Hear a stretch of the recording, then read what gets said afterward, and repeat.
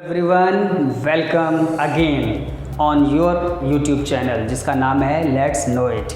सो आज हम मोशन को डिस्कस करेंगे। जी हाँ, चैप्टर मोशन क्लास 9th का। आज हम डिफरेंट टाइप्स ऑफ मोशन के बारे में डिस्कस करेंगे और इसके क्या क्या डिस्टेंस, डिस्प्लेसमेंट, स्पीड, वेलोसिटी, इन सभी पॉइंट्स को अच्छे से समझेंगे। So without wasting our time let's know it.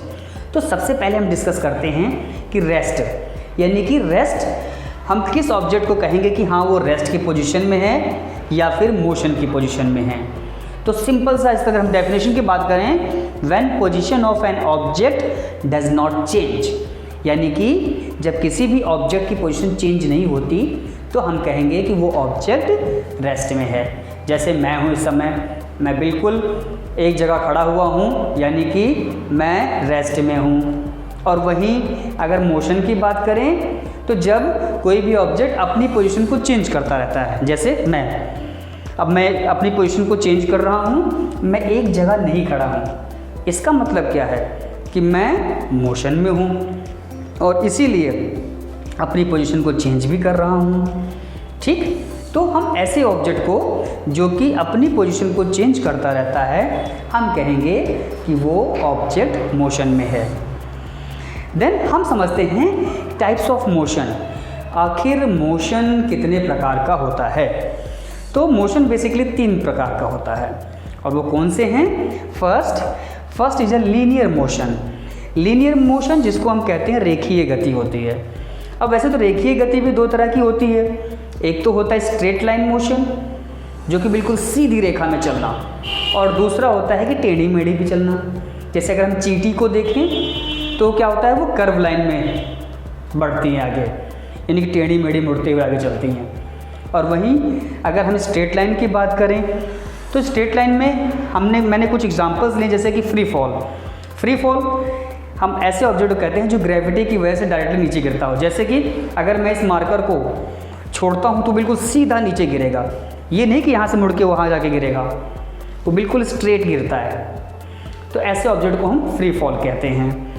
Then parade किसकी? आर्मी का मार्च पास्ट देखा होगा आपने। हमेशा जो आर्मी वाले होते हैं मैक्सिमम वो स्ट्रेट लाइन में चलते हैं, यानी सीधा परेड करते हुए निकलते हैं। 26 जनवरी की परेड में देखा होगा आप लोगों ने।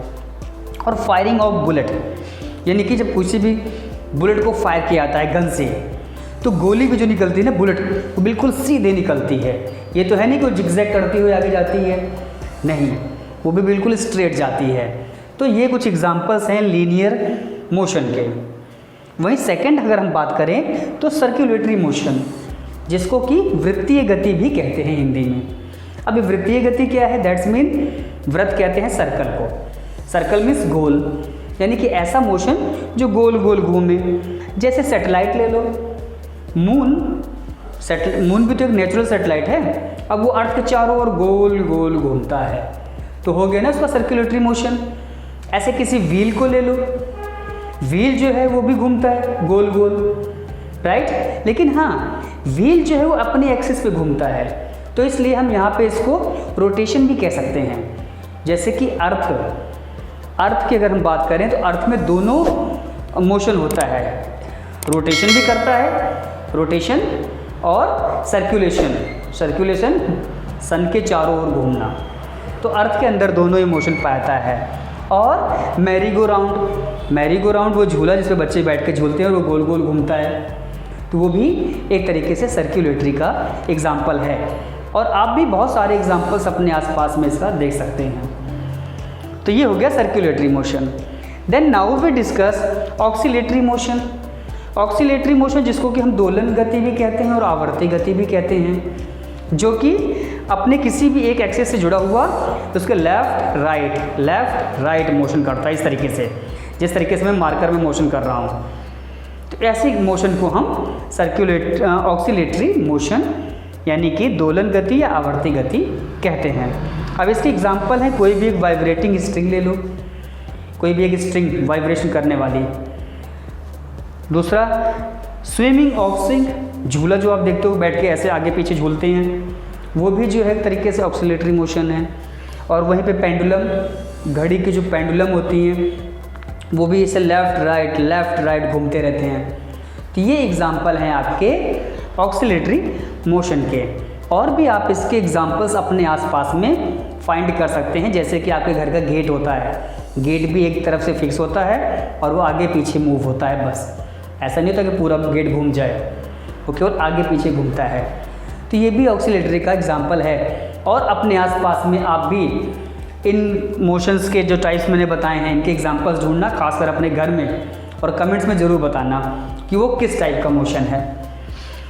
अब इसके टाइप्स ऑफ मोशन के बाद अगर हम कहें तो डिस्टेंस, अक्सर सुना होगा कि डिस्टेंस क्या है, यानी कि दूरी क्या होती है।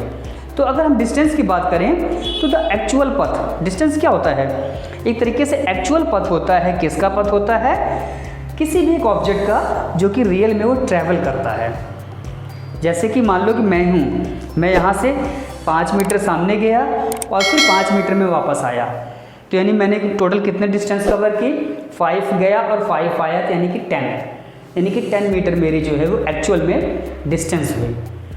यानी कि मैंने जितनी दूरी को कवर किया ट्रैवल करके, या कोई भी ऑब्जेक्ट, उसको हम कहते हैं सिंपल सा डिस्टेंस। और वही अगर हम बात करें डिस्प्लेसमेंट की, तो डिस्प्लेसमेंट में क्या है? डिस्प्लेसमेंट जो होती है शॉर्टेस्ट लेंथ होती है। शॉर्टेस्ट लेंथ किसके बीच की? इनिशियल पॉइंट और फाइनल पॉइंट का, यानी फाइनल को हम फार पॉइंट भी कह सकते हैं। जैसे कोई एक ऑब्जेक्ट स्टार्ट होता है कहीं से जाने के लिए और वो बी तक आप जाके फिर वापस आता है, तो वापस कहाँ आता है? उसने कहाँ से स्टार्ट किया और कहाँ ख़त्म किया? उन दोनों के बीच की जो शॉर्टेस्ट डिस्टेंस होती है उसको हम जो है क्या कहते हैं? डिस्प्लेसमेंट। जैसे मैंने आपके लिए यहाँ पे एग्जांपल बनाया है, आप इसको देखिए। मान लीजिए कोई एक ऑब्जेक्ट है जो ए से अपनी ट्रैवलिंग स्टार्ट करता है। वो सबसे पहले ए से बी तक आया, यानी कि 10 किलोमीटर की डिस्टेंस उसने कवर की। फिर बी से वो सी तक गया, यानी कि 5 किलोमीटर की और डिस्टेंस कवर की। यानी कितनी डिस्टेंस हो गई इसकी? 10 और प्लस 5 15 किलोमीटर। और फिर सी से वो डी पर आया, यानी कि 10 किलोमीटर उसने डिस्टेंस और कवर की। तो अब यहाँ पे अगर मैं डिस्प्लेसमेंट के पूरे डिस्टेंस की बात करूँ तो डिस्टेंस कितना हुआ? 10 प्लस 5 प्लस 10, यानी कि 25 किलोमीटर, राइट। लेकिन अगर वहीं मैं डिस्प्लेसमेंट की बात करूँ तो डिस्प्लेसमेंट क्या है? स्टार्ट कहाँ से हुआ? इस पॉइंट से ए से, और उसने अपनी ट्रैवलिंग ख़त्म कहाँ की? डी से, डी पर। तो सही मायने में ए से डी की जो बीच की डिस्टेंस होगी वो उसका डिस्प्लेसमेंट होगा। जी हाँ, वही डिस्प्लेसमेंट होगा। यानी कि अगर मैं इसको एक रेक्टेंगल मानूँ, अगर मैं इसको कहूँ कि रेक्टेंगल है, तो इसके हिसाब से ये भी 5 किलोमीटर होगा। और जब 5 किलोमीटर होगा तो डिस्प्लेसमेंट कितना हुआ? डिस्प्लेसमेंट हो गया आपका 5 किलोमीटर, और जबकि वहीं पर डिस्टेंस कितनी हो जाएगी? डिस्टेंस हो जाएगी आपकी 10 प्लस 5 प्लस 5 10 25 किलोमीटर। ये डिफरेंस होता है डिस्टेंस और डिस्प्लेसमेंट में। हमेशा याद रखना, डिस्टेंस जो है तरीके से स्केलर ऑब्जेक्ट होता है, स्केलर, जिसमें कि बेसिकली हमें किसी दिशा की ज़रूरत नहीं होती है। और वहीं पे अगर हम डिस्प्लेसमेंट की बात करें तो ये वेक्टर क्वांटिटी होती है, यानी कि एक तरीके से इनको समझने के लिए या फिर एक्सप्लेन करने के लिए डायरेक्शन की ज़रूरत होती है। ये डिफरेंस भी है। समटाइम डिस्टेंस और डिस्प्लेसमेंट में डिफरेंस पूछ लेते हैं कि बताओ भाई दूरी और विस्थापन में क्या अंतर है, तो आप इस अंतर को इस तरीके से भी समझा सकते हो कि ये स्केलर है और ये वेक्टर है। यानी कि हिंदी में कहूँ तो ये एक अदिश राशि है, अदिश यानी जिसको समझने के लिए दिशा की जरूरत नहीं होती। और वहीं विस्थापन ये एक सदिश राशि है, यानी कि इसमें डायरेक्शन की ज़रूरत होती है। सो ये आप इसका स्क्रीनशॉट जरूर लीजिएगा, क्योंकि एक सिंपल वे में ये नोट्स बना हुआ है जिससे कि आप इजीली इसको समझ सको।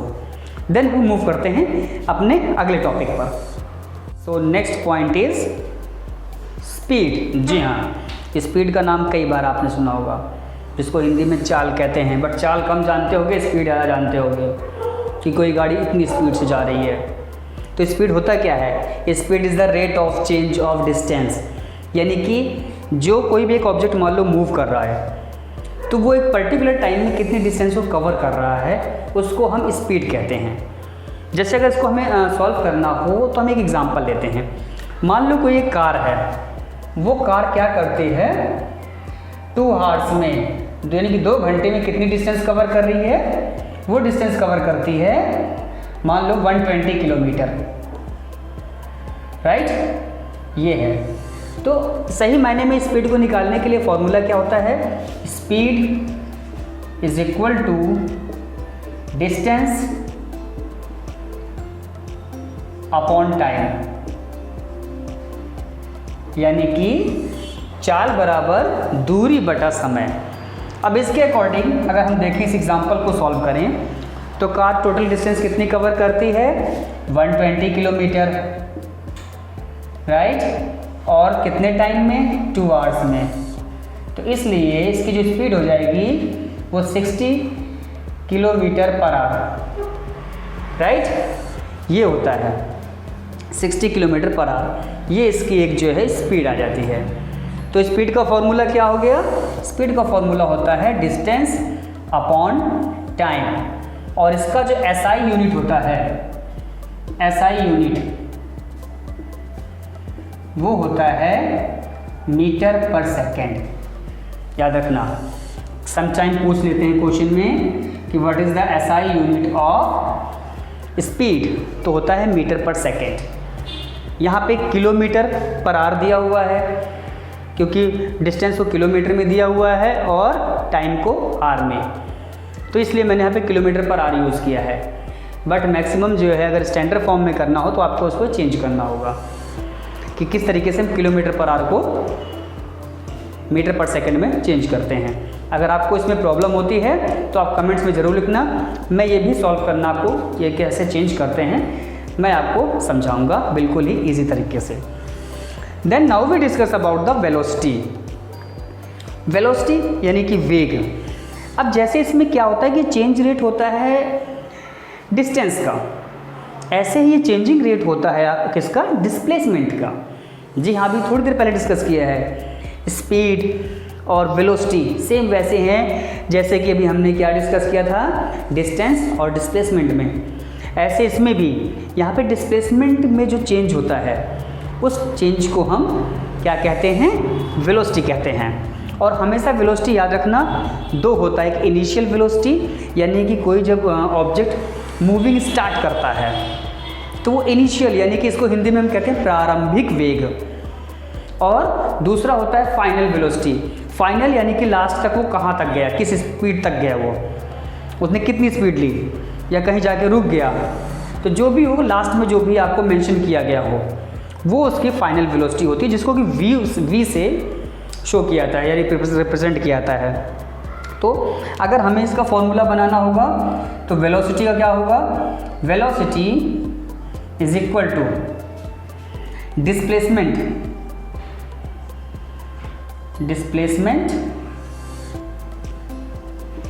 अपॉन टाइम, और इसका भी जो SI यूनिट होता है वो मीटर पर सेकंड होता है। तो देखें तो कोई खास डिफरेंस नहीं है इसमें, बस डिफरेंट क्या है कि यहाँ पर डिस्टेंस अपॉन टाइम है स्पीड में, तो वेलोसिटी में क्या हो गया, डिस्प्लेसमेंट अपॉन टाइम हो गया। That's it. ये इजीली तरीके से हम इसको निकाल सकते हैं, ठीक है। अब वहीं पे हम नेक्स्ट पॉइंट पे डिस्कस करते हैं, एक्सेलरेशन। एक्सेलरेशन को हिंदी में त्वरण कहते हैं। त्वरण शायद थोड़ा सा अजीब सा वर्ड लगे, लेकिन एक्सेलरेशन क्या होता है कि अक्सर सुना होगा, एक्सेलरेशन से ही एक्सीलेटर बनता है। जी हाँ, एक्सीलेटर कहते हैं ना, एक्सीलेटर और तेज घुमाओ तो गाड़ी और स्पीड से जाएगी। हर एक मोटर व्हीकल्स में एक्सीलेटर होता है और एक्सीलेटर से ही जो है गाड़ी की स्पीड बढ़ती है, ये वही एक्सेलरेशन होता है। तो एक्सेलरेशन क्या होता है, changing rate of velocity. Acceleration is the changing rate of velocity. अब इसको कैसे करते हैं, हमेशा एक्सेलरेशन निकालना होता है, तो उसके लिए क्या होता है, एक्सेलरेशन को हम ए से शो करते हैं।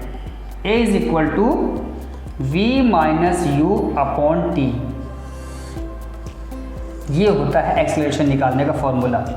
यानी कि इनिशियल वेलोसिटी को हम फाइनल वेलोसिटी से माइनस करके दिए गए टाइम से डिवाइड कर दें तो आपका क्या आ जाता है, एक्सेलरेशन आ जाता है। और इस एक्सेलरेशन का जो यूनिट होता है SI यूनिट, वो होता है आपका मीटर पर सेकेंड स्क्वायर। ठीक है, आप इसको ऐसे भी लिख सकते हो, मीटर सेकेंड की पावर -2, इस तरीके से भी लिख सकते हैं। तो ये इसका जो है यूनिट होता है। और हाँ, एक चीज़ विशेष ध्यान रखना कि कितने भी जो भी न्यूमेरिकल्स आप सॉल्व करोगे इस चैप्टर में, उसमें आप लास्ट में यूनिट लगाना मत भूलिएगा। जी हाँ, मात्रक जिसे कहते हैं, जैसे ये मीटर पर सेकेंड स्क्वायर है, अगर आप एक्सीलरेशन निकालते हो, वहीं पे आप वेलोसिटी निकालते हो तो मीटर पर सेकेंड जरूर मेंशन करना। अगर आप ये नहीं मेंशन करते हो तो आपका आंसर गलत हो सकता है। तो आई होप कि आपने इसका स्क्रीनशॉट ले लिया होगा, नहीं लिया है तो जल्दी से ले लो, क्योंकि हमें जल्दी से अगले टॉपिक की तरफ मूव करना है। सो next point is uniform motion and non uniform motion, यानी कि एक समान गति और असमान गति, आखिर ये क्या होती है और इनमें क्या डिफरेंस होता है। तो सबसे पहले हम डिस्कस करते हैं यूनिफॉर्म मोशन को। जी हाँ, एक समान गति। एक समान गति ऐसी होती है जो मान लो कोई भी ऑब्जेक्ट सेम टाइम पीरियड में, यानी कि सेम टाइम इंटरवल्स में वो सेम डिस्टेंस को कवर करता है। कैसे? जैसे मान लो हम यहाँ पे एक एग्जांपल लेते हैं कि कोई भी ऑब्जेक्ट A से B तक वो 10 मिनट में 15 किलोमीटर ट्रेवल करता है, 15 मीटर में, और फिर B से C में भी जाने में वो 15 मीटर चलता है 10 मिनट में, और फिर अगले में भी वो 15 मीटर ही कवर करता है 10 मिनट में, और D से E तक जाने में भी वो 15 मिनट ही कवर करता है। तो यहाँ पर देखें तो A से B, B से C, C से D, D से E जो कि सेम डिस्टेंस पर हैं, उनको कवर करने के लिए वो 10 मिनट का लेता है। यानी कि सेम टाइम इंटरवल में वो सेम डिस्टेंस को कवर करता है। ठीक है, तो ऐसे मोशन को हम क्या कहेंगे, हम यूनिफॉर्म मोशन कहेंगे। और अगर उसी यूनिफॉर्म मोशन को मैं ग्राफ में रिप्रेजेंट करूं तो देखो मैंने ग्राफ बनाया कि यहाँ मैंने टाइम को शो किया है मिनट्स में और डिस्टेंस को मीटर में। तो मान लो A से B तक जाने में वो 10 मिनट यूज़ करता है, तो 10 मिनट में पहले 10 मिनट में कितनी डिस्टेंस कर रहा है, 15। तो इसके बीच का टाइम हो जाएगा यहाँ पे 15 का जी। ऐसे सेकंड में कितना करेगा, 30, तो यहाँ पे आ गया 30।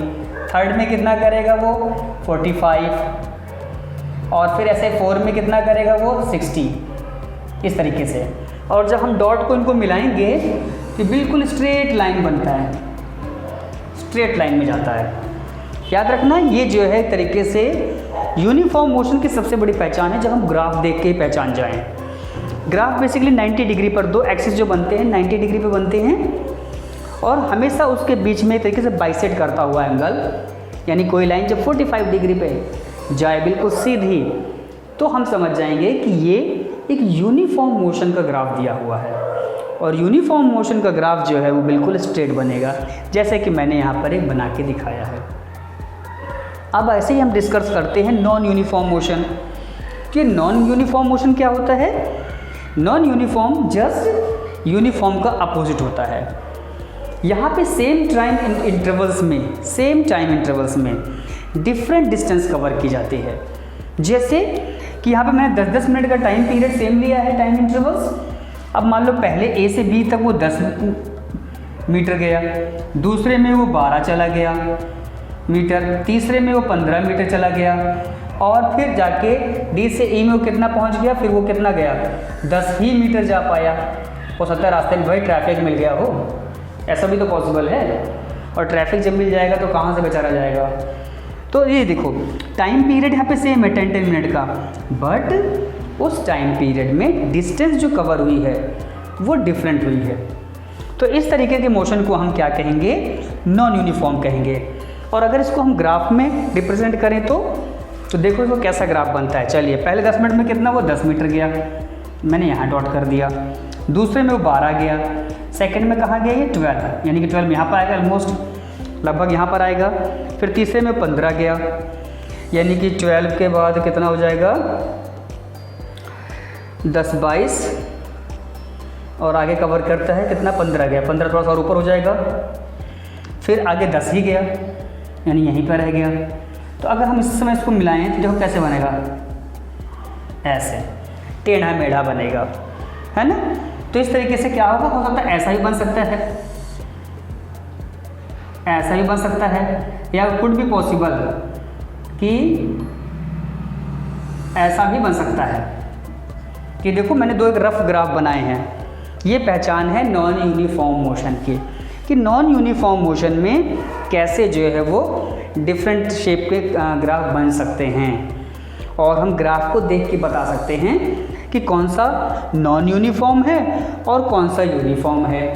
तो आई होप कि आप इस ग्राफ से समझ गए होंगे कि यूनिफॉर्म मोशन और नॉन यूनिफॉर्म मोशन में क्या डिफरेंस होता है, और ये डिफरेंस बहुत इजी होता है, आप उसको इजीली प्रेजेंट कर सकते हो, और इतना ही इजी है जितना कि हमारे चैनल को सब्सक्राइब करना। जी हाँ, आप इस चैनल को सब्सक्राइब भी करें बहुत इजी तरीके से, और बेल आइकन को भी प्रेस कर दीजिए इजी तरीके से, अगर ये मेरा मेथड समझ में आया है आपको इजी तरीके से।